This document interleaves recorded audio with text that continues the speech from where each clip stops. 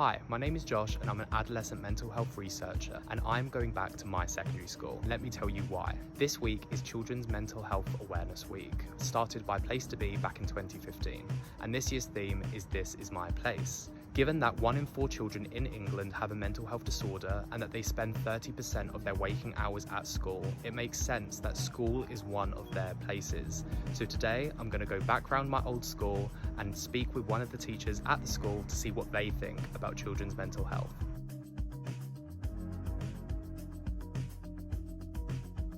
Hi, so we are now here with our school staff member, Melissa Carter, and she is going to answer some questions that me and my team thought of regarding children's mental health. Thank you so much for joining us. A pleasure. So question 1 is going to be about the theme itself for this year's Children's Mental Health Awareness Week, which is This Is My Place. Do you think that this theme can be applied to a school setting? Yeah, 100%. I think it can be applied to a school setting. We encourage students, or we support students to sort of feel like this is their place. They're here from 8 sometimes till 4 o'clock, even longer for some students. They have loads of different spaces they can go to, there's libraries. The women in there are wonderful, they know all the students' names. They'll talk to them, they're a friendly face, they say good morning. Members of staff, when you're walking around the school as well, say good morning. If their students feeling upset, it's a staff's duty to obviously contact them and see if they're okay. So it sounds like from a structural point of view that it's very welcoming, and that obviously everyone's really lovely that works here.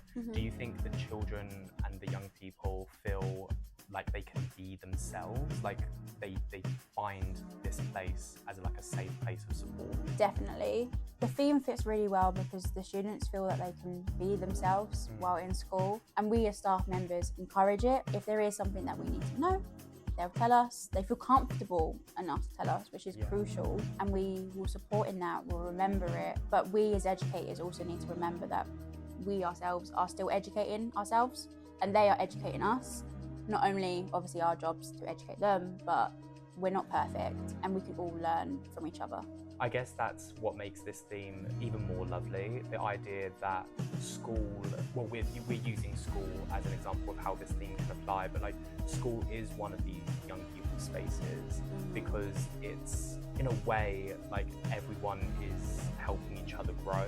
So it's their place because they're actively contributing to it, as well as being able to get stuff out of it, which makes it a space that they feel able to be themselves and express themselves in any way they want without the fear of a lack of support or shame or stigma, which is so lovely to hear, especially since you were saying that all the staff here is also just very lovely. Okay, so moving on to question 2, I wanted to ask, do you think that there's any barriers that young people face when they're trying to receive support for their mental health? Yes, definitely. First one that comes to mind is sort of the stigma behind mental health, especially within our area. Income, the diversity, the lack of knowledge of families. It causes mental health to become a negative, something that stops their children from reaching their full potential. However, obviously we know differently that needs to be something to support. Another thing I might mention would be there's that whole idea of men having to be strong, or boys. It's so embedded maybe within society that men can't speak about their mental health, that in groups men don't discuss it, whereas maybe there is a higher chance with women and girls to discuss it within their friendship groups, because men have to be strong, they have to support their families, and that's something that society is sort of placed on them. So they don't talk about it as much. I think that's a big barrier for them. Yeah, definitely. I think we can all we've all seen examples of this in our lives. There's coined phrases for a reason, such as boys don't cry, I've got to be strong, I can't show weakness. And these are things that we're trying to rephrase, reshape, so that every person can feel able to talk on their mental health. And it is such a shame that because of stereotypes that have been around for so long have now reached such young people that they, at the ages of secondary school, that even the boys in school feel those things. Is a site for education, right? So if we're going to be educating them on maths and English, we can also find ways to educate them on mental health and being able to ask for help in a way that they don't feel shame and stigma. So moving on to question 3, I wanted to ask whether you believe that schools are equipped currently to be able to support children's mental health to the standard that you think would be appropriate. No.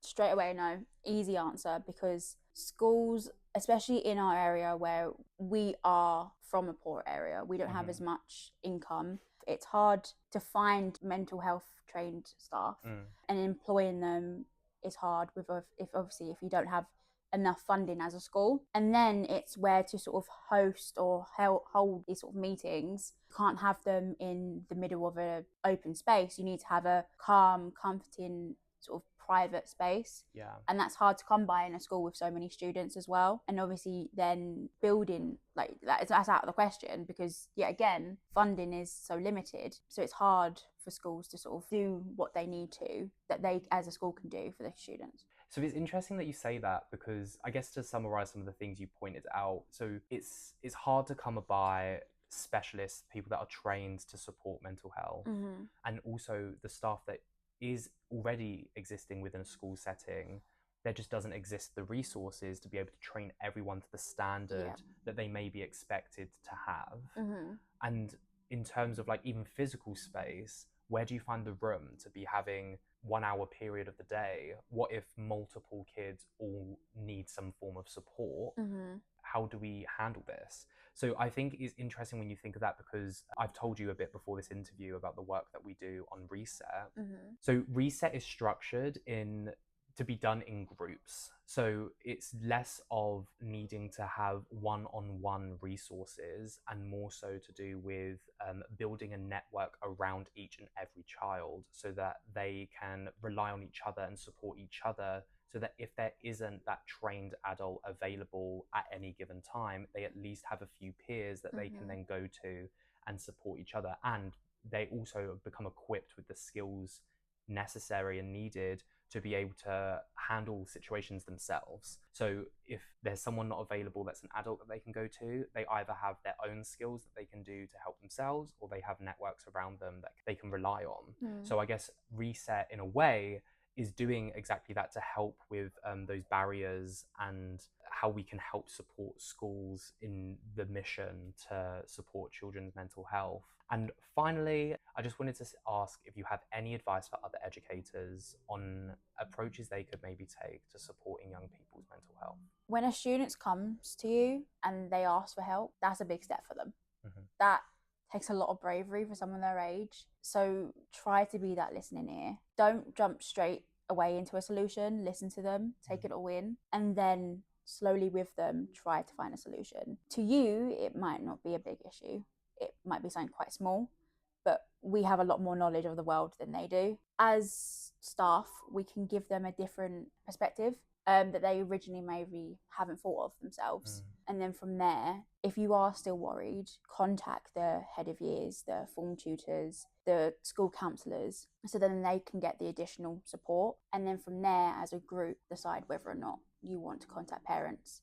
So then parents don't hear different opinions, different views from all different people. It comes straight from the school to make sure that the support is direct and personalised to them. It's interesting that you talk about, like, some of the things you were saying actually highlight some of the strategies we use within our Reset groups. So like thinking about the problem from a different perspective is one of the strategies we teach the young people in the sessions, because a lot of the time it's so easy to get wrapped up in like the problem at hand, and you see it from your, like, obviously everyone's first instinct is to just look at the world from your own point of view. Maybe when seeing like a different side of the coin, you suddenly, it all becomes clear, just like, oh, I know what to do now, or like I know what steps need to be made to like better the situation. So yeah, it's very interesting to see that from someone that literally works in a school setting with these young people, that these are skills that you find helpful when you're trying to support young people with their mental health. Yeah. Makes me hopeful and thankful that we seem to be doing the right thing. So that concludes our interview. Thank you so much for sitting down with me today and answering my questions. It's okay. I'm happy to help. Thank you. Welcome. Bye.